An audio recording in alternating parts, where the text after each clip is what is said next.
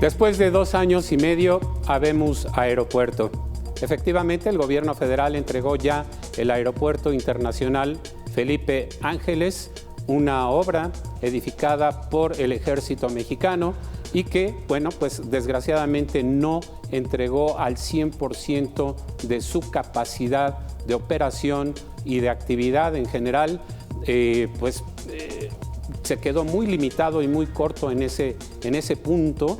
Y por otra parte, en un comparativo con el aeropuerto que se iba a construir en Texcoco, por supuesto que tiene una dimensión y unos alcances mucho más limitados. Es justamente un tema del que vamos a tratar en un momento dado, más sobre todo considerando estas limitaciones que tienen que ver con la aeronavegabilidad, la seguridad aérea y una serie de elementos como la infraestructura misma del aeropuerto que quedaron a deber y quedaron como puntos pendientes en esta agenda histórica, sin duda, para el país. Así que vamos a tratar este tema a fondo. Bien, pues para acompañarnos a lo largo de esta hora, le doy la más cordial bienvenida a usted que nos escucha y también a nuestros invitados para esta ocasión. Empezando, por supuesto, por las damas. Rosario Avilés, especialista en transporte aéreo e industria aeronáutica. Bienvenida, Rosario. A Luis Osorio Sagaceta, socio director de QR Consultores y exdirector de la Cámara Nacional de Aerotransportes. También doy la más cordial bienvenida a Juan Antonio José, de JJ y GR Aero Business Global Consulting y delegado en México de Itaerea. Bienvenidos a todos y muchas gracias por estar aquí con nosotros. Muchas gracias a ti por la invitación. Bueno, pues como es costumbre, este programa a fondo segmenta en 4 grandes bloques cada tema. Y en esta ocasión, por supuesto, vamos a hacerlo igual. En un primer bloque estaremos platicando justamente de lo que decíamos hace un momento, la seguridad aérea. En un segundo bloque hablaremos sobre la accesibilidad a la terminal aérea, pero también la interconectividad que tiene y su interacción con otros aeropuertos. La infraestructura y el para cuándo va a contar por fin con todo todos los elementos que componen un aeropuerto, estaremos hablando en el tercer bloque. Y para cerrar, justamente haremos un planteamiento con cada uno de nuestros expertos sobre si está listo el Aeropuerto Internacional Felipe Ángeles para cumplir la meta para la que fue creado y que es simplemente lograr aliviar la gran actividad aérea y el congestionamiento aéreo que ha sufrido por décadas ya el Aeropuerto Internacional de la Ciudad de México. Así que pues comenzamos, si les parece, con este primer punto pues de la seguridad. Ya tenemos un aeropuerto, está asentado en el municipio de Zumpango, en el Estado de México. Tiene algunos inconvenientes que se han comentado ya a lo largo de las últimas horas de manera sobrada, y que es 1, un aeropuerto pequeño; 2, un aeropuerto que está lejos de donde, podría quedar accesible o a la mano de grandes masas, concretamente del centro de la Ciudad de México. Y bueno, yo quisiera abrir boca con Rosario para hablar justamente del tema de la seguridad. Estamos hablando de que pudo haber una cierta precipitación al momento de inaugurar, pero cuando se habla de un aeropuerto internacional y de lo que implica su operatividad, no sé si la seguridad aérea esté garantizada en torno a la operación de esta nueva terminal. Muchas gracias, Gastón. Pues mira, algo que es muy importante aquí es el diseño del espacio aéreo en el que van a convivir ambos aeropuertos, el Felipe Ángeles con el Benito Juárez. Y bueno, como se recordará, en marzo pasado se hizo una primera fase de rediseño aéreo para modificar los procedimientos para entrar a las aproximaciones al de la Ciudad de México y también de salida. y después viene una segunda fase que todavía no está terminada, pero que tenía que ir también acompañada antes de iniciar de ciertos procedimientos que no se publicaron, lo que es ya la aproximación final. Esto no es así sumamente grave porque cada empresa aérea desarrolla sus propios procedimientos y la autoridad aeronáutica los valida en lo que ya se publica la versión final, pero lo que es la segunda fase del rediseño todavía no está concluida. En la primera fase, como se ha sabido por muchas entrevistas que se han hecho, se han encontrado algunas pues críticas, ¿no?, de parte de algunos controladores y excontroladores aéreos respecto a que, bueno, la distancia entre una aeronave y otra se duplicó y eso hace más lentas las aproximaciones, por lo tanto es más complicado pues aceptar el número de operaciones que antes se aceptaban, y hay otros puntos que se han criticado, pero independientemente de si ese diseño habría que reestructurarlo, la verdad es que la segunda fase es esencial para que se tengan al menos lo que va a ser en ese diseño la posibilidad de que ambos aeropuertos convivan de una manera correcta, que por el momento va a suceder porque las operaciones son muy poquitas, las de Lucía, pero que en el futuro sí se van a tener que hacer y se van a tener que hacer de una manera bien profesional, garantizando, como tú comentas, la seguridad aérea. De acuerdo, muy bien. Sí, Luis, no tiene la certificación de dos de las grandes agencias encargadas de hacerlo. Sé que puede operar así, pero por algo es, y además estamos cargando con una degradación en la seguridad aérea por parte de la Autoridad Aeronáutica de los Estados Unidos, que es, bueno, uno de los destinos y también de los orígenes, pues con las que se tiene esta interacción aérea, esta comunicación que es fundamental para México. En estas condiciones pues, no es muy bueno abrir, ¿no? ¿Cómo ves? Pues mira, Gastón, digo, antes que nada, muy buenas tardes, igual a Rosario y Juan Antonio.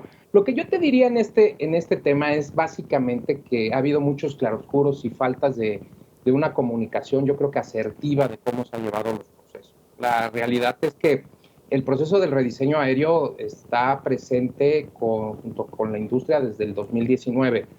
Participamos en mesas muy activas, toda la industria, desde las líneas aéreas, organizaciones también aéreas, tanto nacionales e internacionales, estuvieron muy involucradas.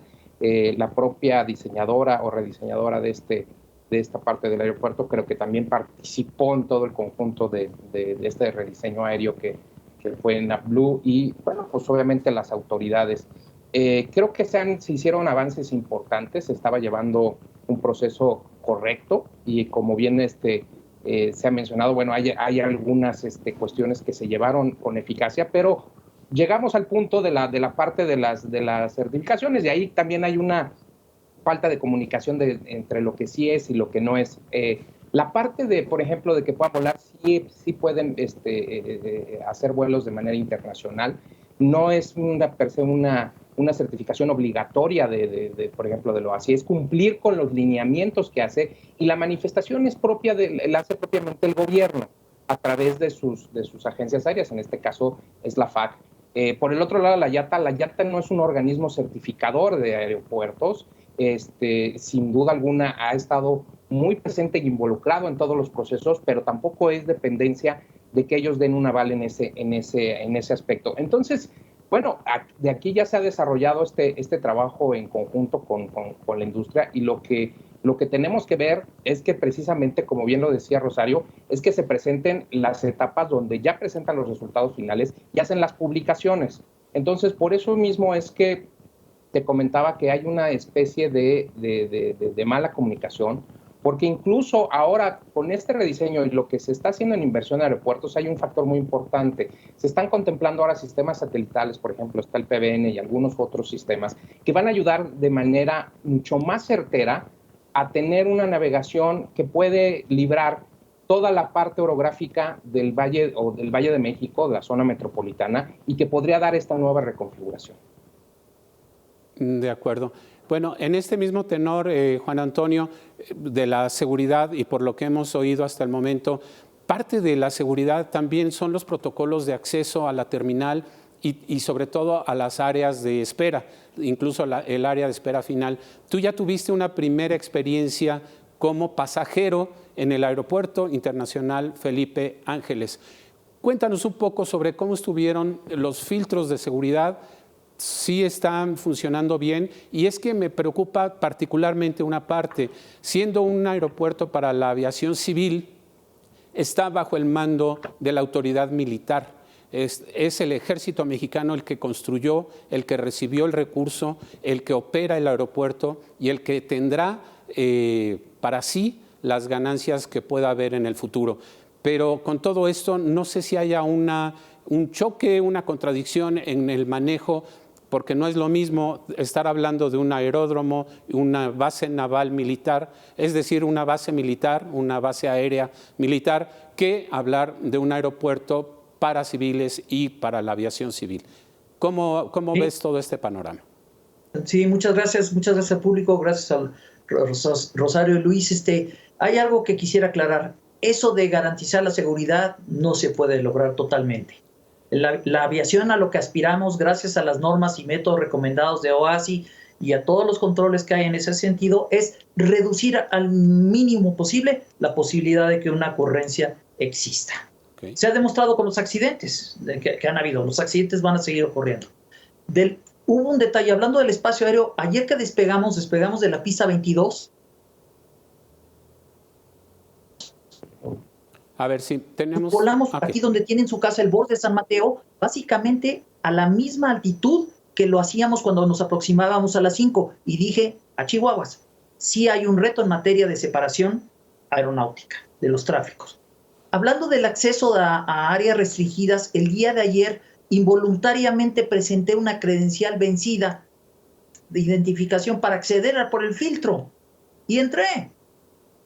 Después me detectaron en mi maleta de mano un líquido, una botellita de líquido. Me dijeron, abra su maleta. Abrí la maleta con mucho gusto y la señorita no encontró nada. Ahí estaba la botellita de líquido, que a propósito tenía menos de 100 mililitros. Pero la señorita no la verificó y me dejó pasar. No debió haber pasado. Y después, a la hora de abordar el avión, nadie me pidió una identificación para acceder a la plataforma. Algo que volvió a ocurrir, por cierto, en Cancún. Lo mismo me ocurrió esta mañana en Cancún. ¿Eso qué quiere decir? Que el tema de security es un tema no solamente del AIFA, sino es un tema en general de la aviación comercial mexicana. Y hubo otro incidente que me pareció preocupante a bordo al despegar ayer.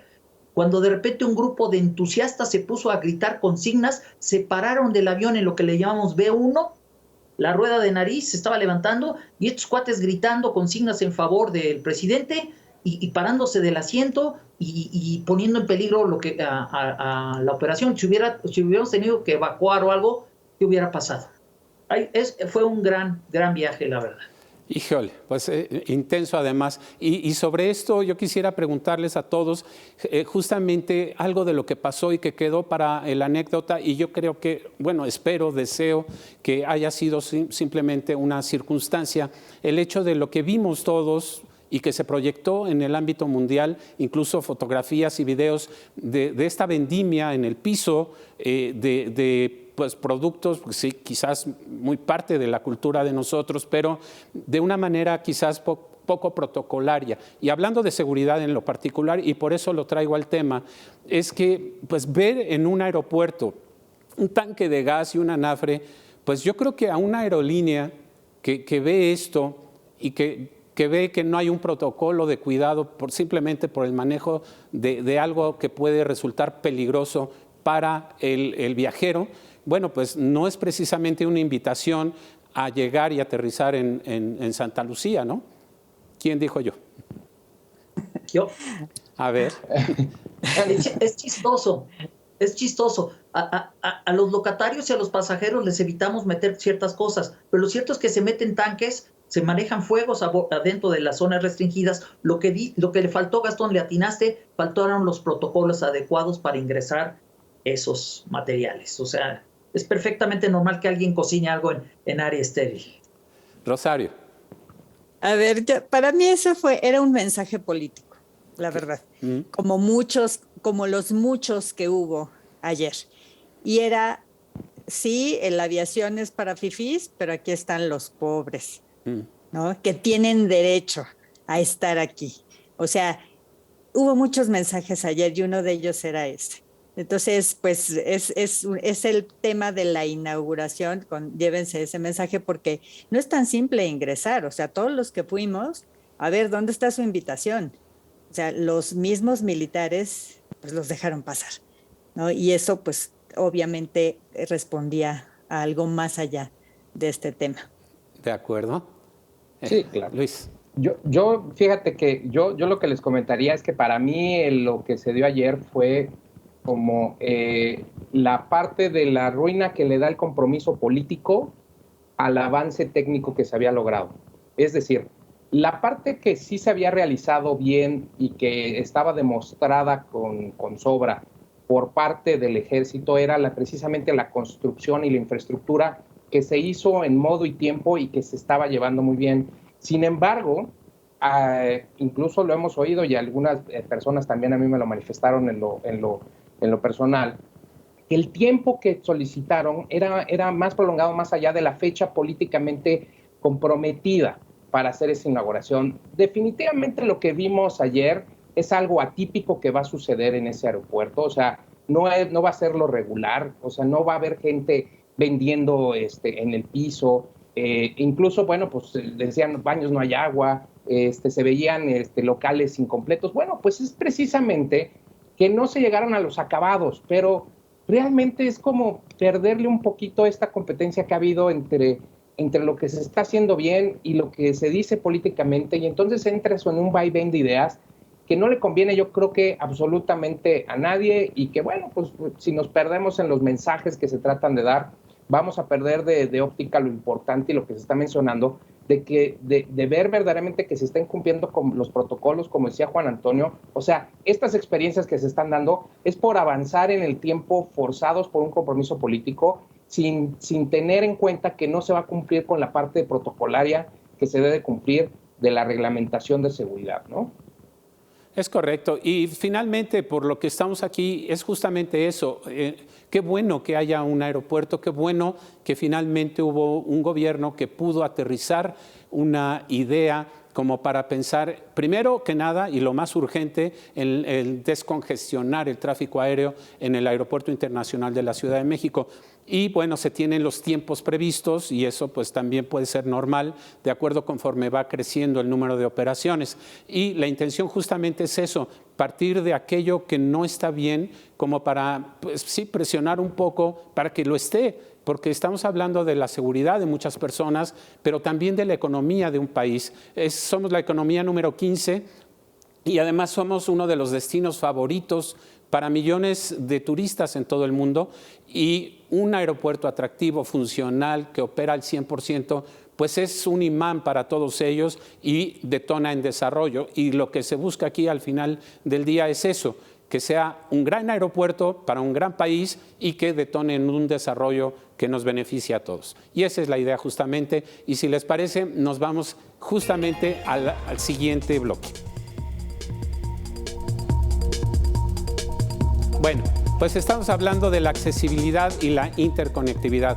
Mucho se habló también, muchísimo, sobre este punto en particular, que es el tiempo de llegar a Santa Lucía desde la Ciudad de México, casi desde cualquier punto. No están acabadas muchas vialidades, el tren interurbano se acabará hasta dentro de un año, los problemas son pues, bastante grandes para mucha de la gente que documentó en video, documentó a través de sus aplicaciones las dificultades que tuvo para llegar. Hubo casos en los que hicieron más tiempo del que pudieran haber hecho, por ejemplo, para ir a Puebla, Guadalajara, Monterrey.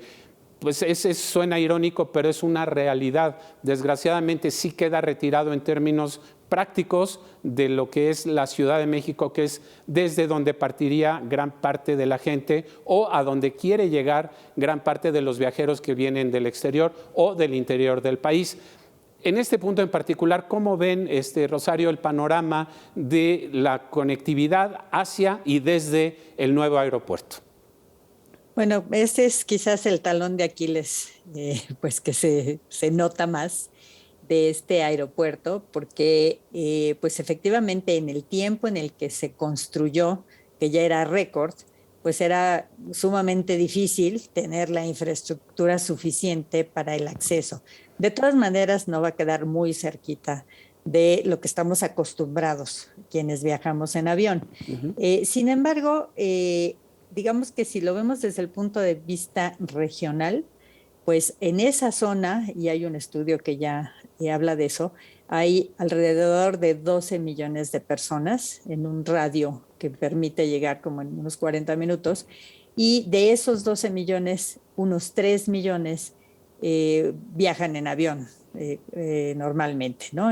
Yo lo acabo de ver recientemente, este estudio, y efectivamente, si lo vemos desde ese punto de vista, pues está, digamos, bien ubicado. Pero si lo que pretendemos es que sea el complementario de la Ciudad de México, ahí ya tenemos problemas. Va a costar trabajo darle esa accesibilidad al viajero. Y bueno, ya no digamos la conectividad que se da en un aeropuerto donde se puede conectar de un vuelo al otro. Eso pues prácticamente tal vez se puedan segmentar ciertos tráficos y ciertas conexiones, ¿no?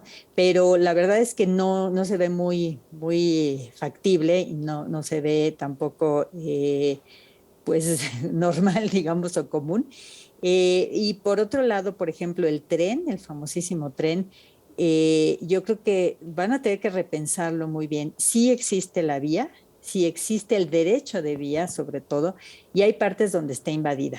Entonces, ese tren o se hace de alta velocidad y dedicado, o no puede funcionar como para un aeropuerto de este estilo que se quiere, o sea, un aeropuerto internacional donde haya viajeros pues del tipo de los que van a Estados Unidos, Europa, etcétera, porque sería complicado para un viajero ir de estación en estación a 70 kilómetros por hora. O sea, eso no es práctico para terminar pronto. Entonces van a tener que trabajarle mucho y ojalá que lo logremos.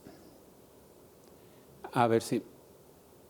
Creo que no tenemos la señal, la recepción de Rosario. Bueno, si les parece, mientras vamos con Luis. Con Luis, sí, sobre tu punto de vista sobre el tema de la conectividad hacia el aeropuerto y también este tema es importante que lo sepas, sobre todo los potenciales usuarios. Yo creo que en todo el mundo se da que tienes que ir de un aeropuerto a otro y muchas veces están igual de lejos, pero aquí a lo mejor el tema de la infraestructura hubiera sido primero terminarla y ya luego inaugurar. ¿O tú cómo lo ves?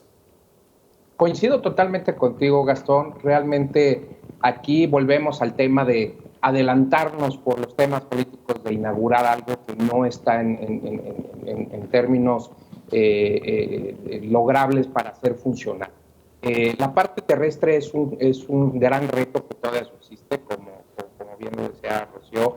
Hay cosas que se ven difíciles de lograr en el corto plazo. Déjame decirte, ayer la experiencia que tuvimos, bueno, al menos la personal que tuve al llegar desde el sur de la ciudad a Santa Lucía, pues alrededor de las 6 de la mañana a mí me tomó hora 50 minutos. Estamos hablando que aparte era un día de asueto, entonces no había tráfico.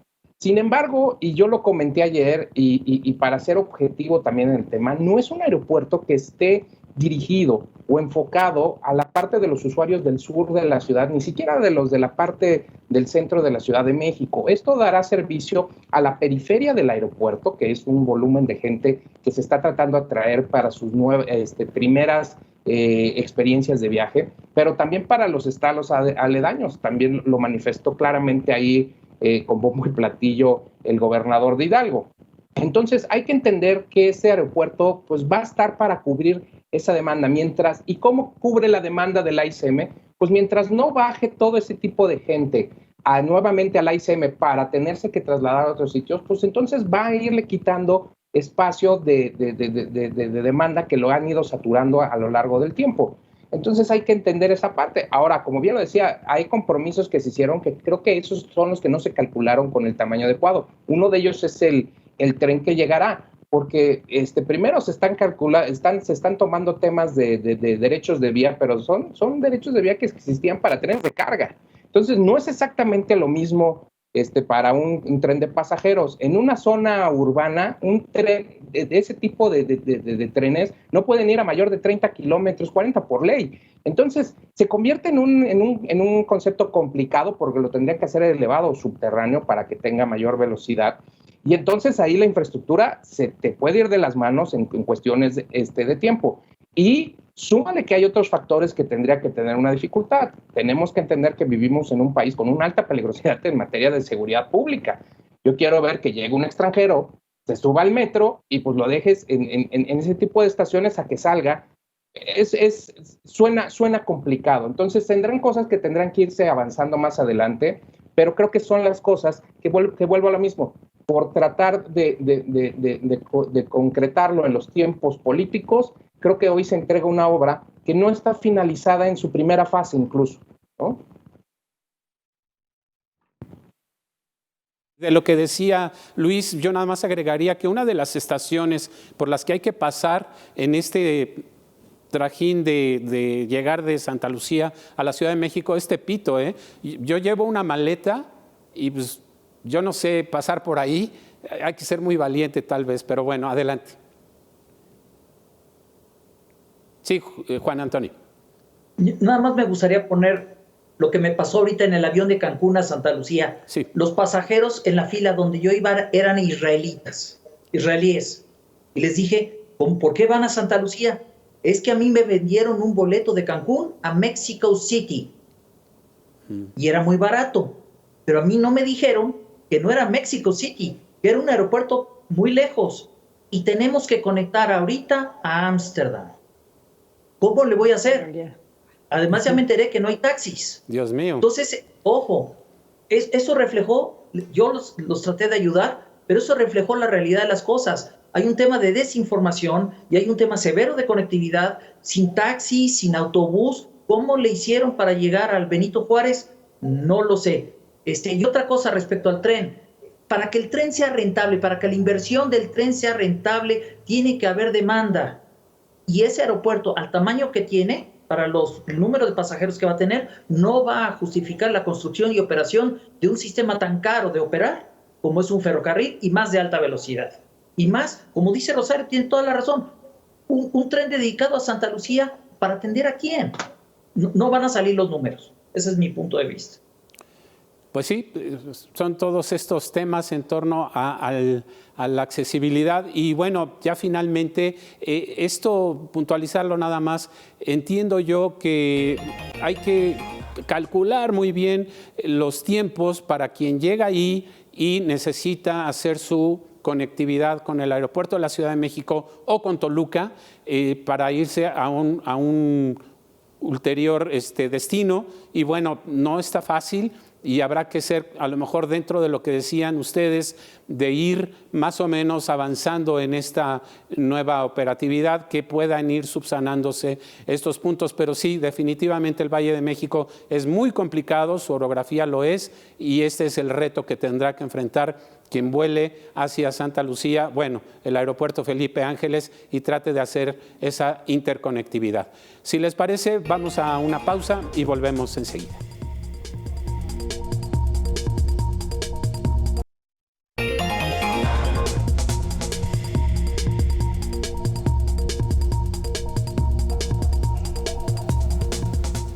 Continuamos en A Fondo, estamos justamente pasando a un tercer bloque que es la infraestructura.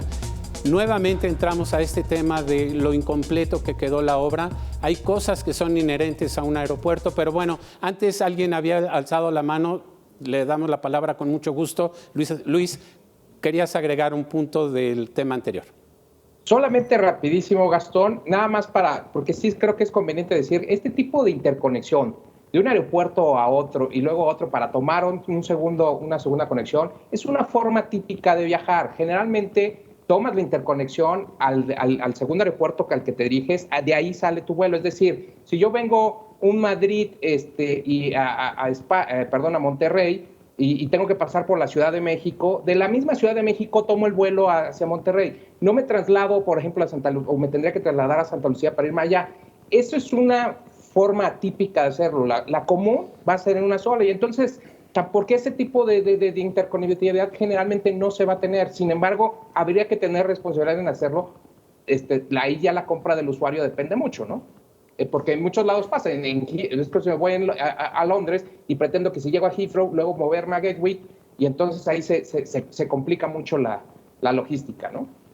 Correcto. Pues bueno, aclararlo, que bueno que sean las menos operaciones posibles, pero ya veíamos el ejemplo que nos daba Juan Antonio. Claro. En fin, son situaciones que van a ir pasando y tendrán que irse superando. Pero bueno, entrando entonces al tema de toda esta infraestructura, yo viajero llego y necesito cambiar mi dinero, necesito un banco, necesito una tienda, necesito un souvenir.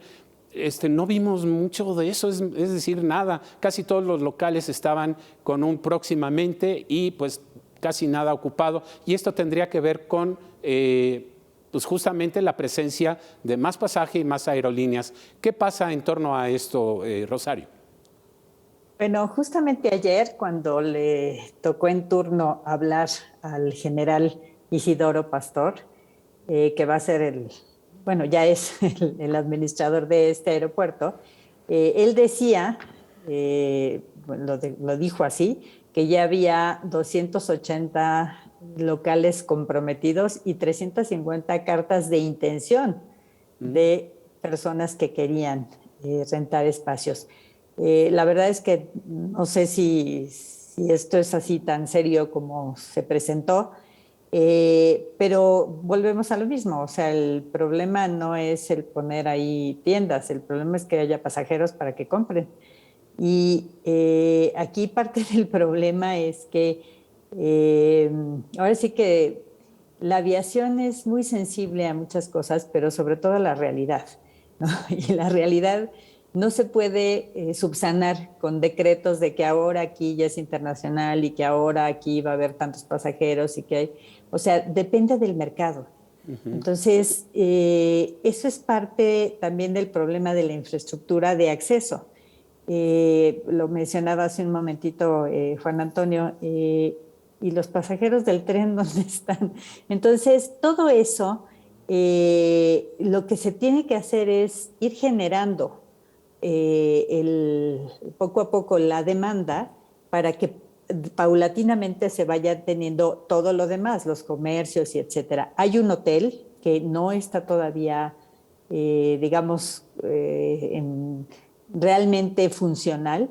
Sin embargo, el día de antier, se quedó una tripulación ahí, eso sí lo supimos, y tiene sus problemas el hotel. Entonces falta todavía tiempo. Yo calculo que en unos 6 meses ya esté razonablemente bien lo que es dentro del aeropuerto. Lo que se refiere a lo que viene de fuera, eso va a tardar mucho, y solamente quería yo hacer un comentario adicional sobre el tren. El tren, de hecho, ya se está negociando dárselo a CAF. ¿Por qué a CAF? Porque CAF hizo el tren que iba de Buenavista a Cuautitlán. Su propuesta es que del ramal de Huehuetoca, que está entre Cuautitlán y Buenavista, se saque el tren a Tecámac y de ahí al aeropuerto. Efectivamente es muy complicado, va a tardar mucho, pero el problema va a ser darle esa infraestructura que lo haga un tren rápido. Ahí es donde yo veo la diferencia. El Buenavista-Cuautitlán era de pasajeros y no jaló. Y mira que estamos hablando de 4 millones de posibles usuarios en esa zona. Entonces, yo creo que esto va a ser también muy paulatino y muy complicado. Juan Antonio, este tema, tú con tu experiencia, ¿qué observaste en el aeropuerto? ¿Pudiste realizar todo? ¿Pudiste hacer alguna compra? ¿Qué viste en esto? Voy a hacer una analogía y qué bueno que hice este viaje.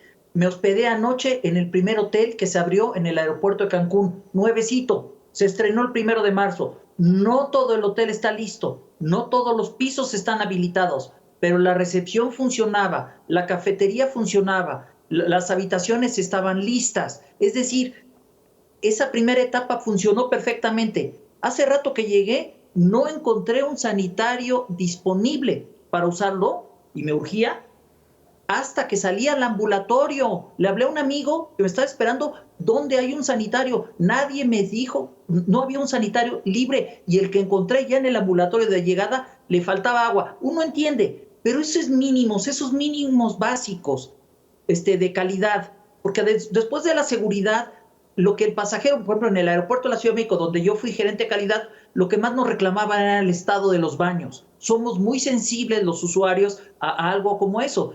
Y yo lo viví hoy. Ni siquiera había un baño de hombres utilizable. ¿Sí me explico? Entonces, esto es preocupante. Son esos pequeños detalles, se van a ir acomodando, es cierto. Esta infraestructura va a madurar y la verdad está bonita. Arquitectónicamente está muy bonita. No se puede negar. Pero va a tardar. La administración militar, la administración de quien sea, lo va a lograr, pero va a tardar. Pero sí hubiera uno esperado que ya esos mínimos estuvieran garantizados. Luis. Pues mira, aquí yo lo que podría agregar, además de que coincido con lo que han comentado, es que todo este manejo que se tiene hoy del aeropuerto, no hay que perder de vista que queda y va a quedar en manos del Ejército. Lo cual ellos en materia aeronáutica pues no tiene una cuestión de duda de su experiencia probada. En infraestructura, pues ya lo vimos, del edificio, que a mí me parece ingenierilmente bien logrado, muy bien. Arquitectónicamente, a lo mejor, pues no es lo mismo que el que había hecho Norman Foster, ¿verdad? Pero es un aeropuerto que sirve. Pero aquí hay un ingrediente. Al ser un tema civil, el ingrediente importante del manejo del aeropuerto también estriba el tema comercial. Y entonces ahí, esto que estamos viendo ahorita de aerolíneas, tanto con las aerolíneas, tanto de los locales, tanto de los bancos que dices, eso es un tema que se debería de haber empezado a trabajar hace un año para tenerlo listo. O sea, hay un punto en la agenda del sector aeronáutico que lleva años trabajándose y es la experiencia al pasajero. Esa experiencia al pasajero, todas las líneas aéreas han hecho un trabajo muy cercano con los aeropuertos para tener un proceso adecuado de embarque y desembarque, obviamente de trayecto, eso es obvio, pero también desde dónde salen hasta dónde llegan. No solo en la parte de revisiones que que sean menos invasivas y demás, sino que también tengan todos estos aspectos a la mano de posibilidad para que tengan una experiencia pues unificada de estándar de calidad. Y entonces esto se lo dejas ahora en manos al Ejército, que yo la verdad ahí desconozco qué tanta experiencia puedan tener en manejo comercial civil, y eso, pues este es el resultado de estos problemas, porque pues, ahorita se obedeció a una inauguración pues adelantada por parte política, pero aún así en estos 6 meses que se estaba mencionando, el reto no es sencillo, porque no solamente es terminar el hotel, sino entender cómo vas a hacer que llegue la gente ahí. No solamente es tener locales, sino que a los locales les tengas una acreditación pues, atractiva en cuestión de retorno de inversión. O sea, hay muchas situaciones que no son nada más de, pues oye, pues ya puse el aeropuerto y solito funciona. Yo lo he repetido muchas veces, los aeropuertos no se operan por decreto. Entonces, ahí tienes que hacer mucha labor. Esto solo empieza. Aquí ya se entregó, se hizo la transmisión ya de la administración, o sea, ya te entrego para que lo administres, pero esa administración debió de empezar a trabajar hace 6 meses. Yo no sé si ya tengan ahorita trabajado lo suficiente como para que en un par de meses, pues esto esté funcionando como debe funcionar. Y eso es lo que va a traer a su vez más líneas aéreas, va a tener, pues obviamente, más compañías de taxis, o sea, todo va a empezar a fluir de manera mejor, pero sí tienen un reto por enfrente bastante serio, ¿no? Ya lo creo, y en este punto, déjenme decir, se asignó un presupuesto para este año para la conclusión de esta obra, y sin embargo, todo lo que hemos hablado requiere también de inversión. Yo no sé si en otro rubro de ese presupuesto está incluido para completar toda esta infraestructura. ¿Alguien de ustedes lo sabe? ¿O cómo se manejarían estos presupuestos, a través de qué dependencia, y quién se haría cargo de todo esto? Juan Antonio. Yo tuve el privilegio de estar cerca del AIFA desde el año pasado. Estuve cerca de ellos. Okay. manejé un proyecto con ellos. Lo conozco. Todo lo maneja la Secretaría de la Defensa.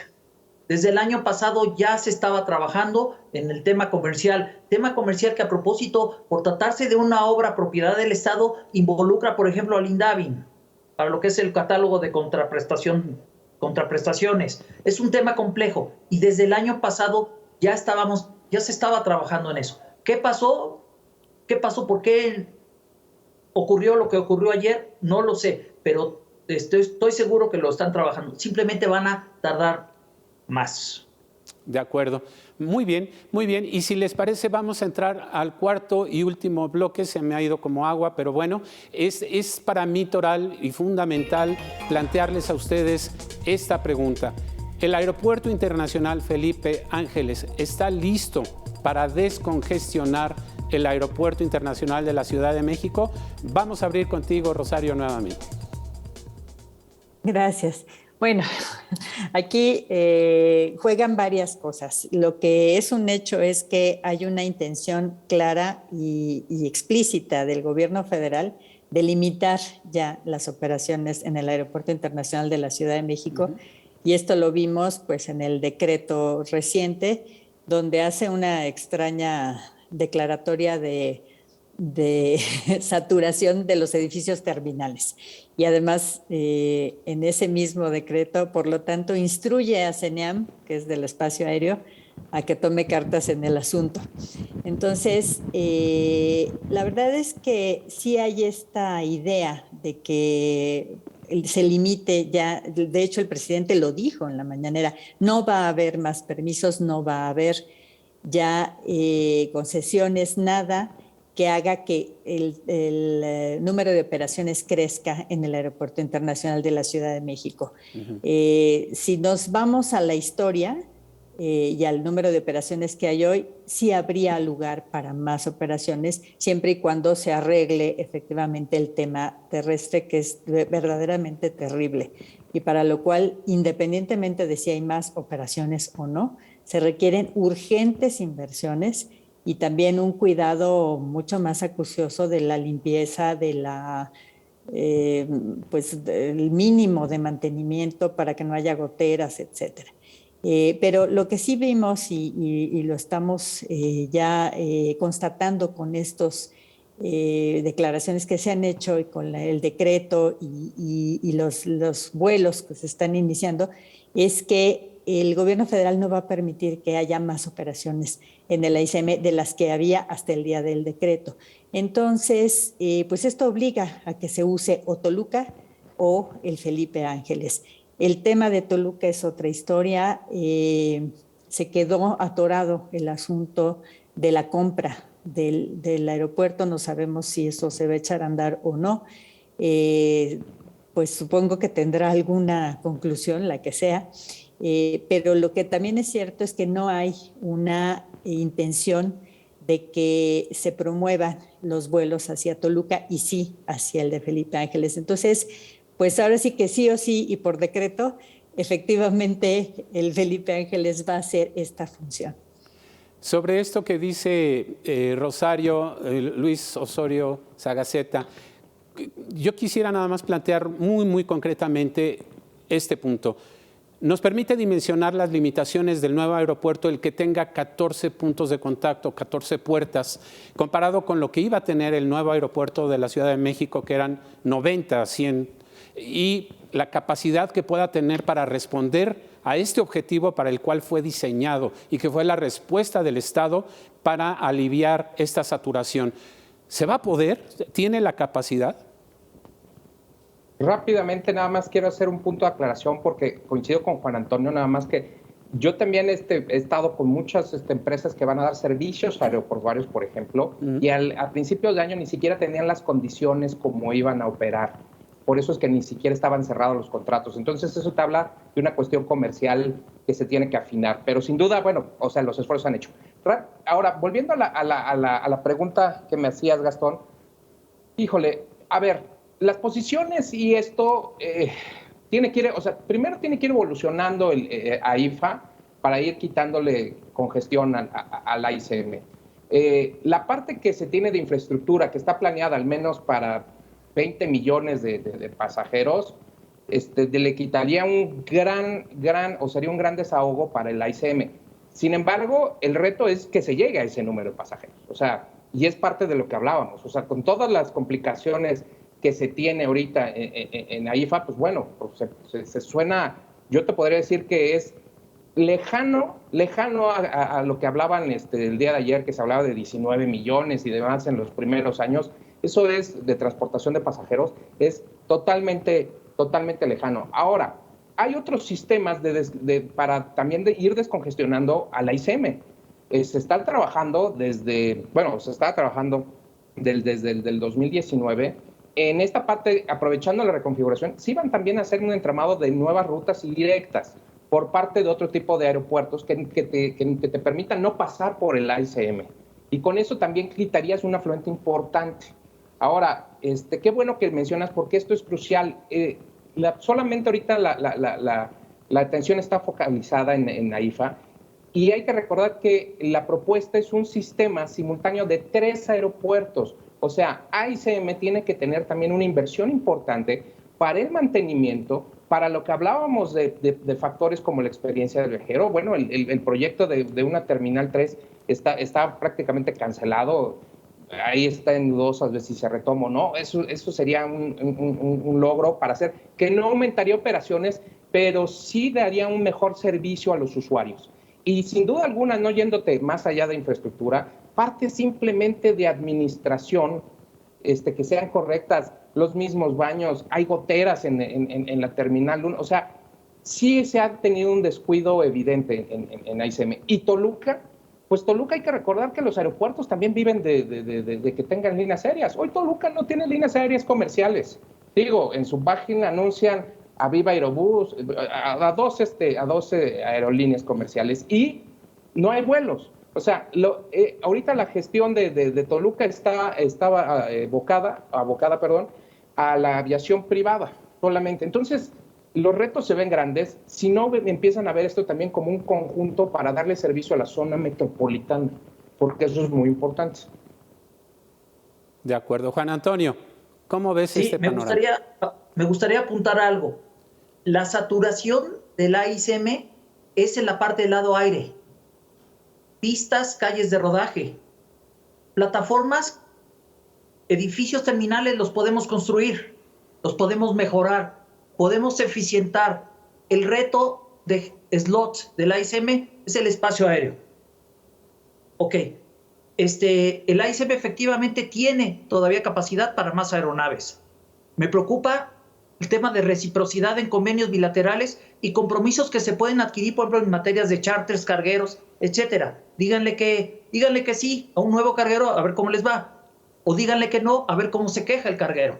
Y otra cosa que es muy importante, lo he dicho en varios foros, en mi opinión, mientras el AICM sea un factor competitivo en la ecuación de la oferta y demanda, Santa Lucía no va a ser rentable. Soy de la idea, lo he expresado, que un Santa Lucía, su máxima expresión, con una segunda hasta tercera terminal, con 60, 70 posiciones, manejando 40, 50 millones de pasajeros complementados con un Toluca, cerrando a AICM, va a ser la ecuación menos dañina, eventualmente, para atender la demanda de Aerotransporte del Valle de México. Ojo, la pregunta, ¿y dentro de 20 o 30 años que ambas terminales se saturen, qué va a pasar? De ahí que me temo que la cancelación, primero del proyecto Atenco, que para mí es el gran detonador de todo este problema del gobierno Fox, y después la cancelación de Texcoco, la van a pagar las futuras generaciones. De acuerdo. Bueno, pues se nos agota el tiempo. A mí me encantaría hacer un ejercicio entre todos nosotros de una reflexión final respecto a un balance de lo que vimos. Ya arrancó este aeropuerto, ya despegó Santa Lucía, pero ¿cuál es el balance y cuál es el pronóstico al corto y a mediano plazo para la operatividad y el funcionamiento de este nuevo proyecto? Empezamos contigo, Rosario. Claro que sí, gracias. Bueno, hay que tomar en cuenta una cosa. Estamos en una situación inédita porque es la primera vez que un proyecto de esta naturaleza se pone en manos de Sedena. Entonces, el criterio de rentabilidad pues no sé si sea el mismo, pero ciertamente es distinto. Lo podemos ver en FAMEX, por ejemplo, la Feria Aeronáutica, donde los espacios que se rentaban pues eran muy inferiores en términos de dólares a los espacios que se rentaban en cualquier otro evento, ya fuera de aviación o no. Entonces, eso de lo que nos habla es que hay otras maneras de visualizar las cosas. Por otro lado, pues también tenemos un problema, o sea, hay muchas terminales aéreas en la zona del Valle de México. Tenemos a Toluca, tenemos a Puebla, tenemos a Cuernavaca. En algún momento tuvimos Tlaxcala, que se le asignó a la Fuerza Aérea. Y la verdad es que se ha desperdiciado mucho dinero y se ha desperdiciado mucho tiempo, mucho esfuerzo, muchas discusiones.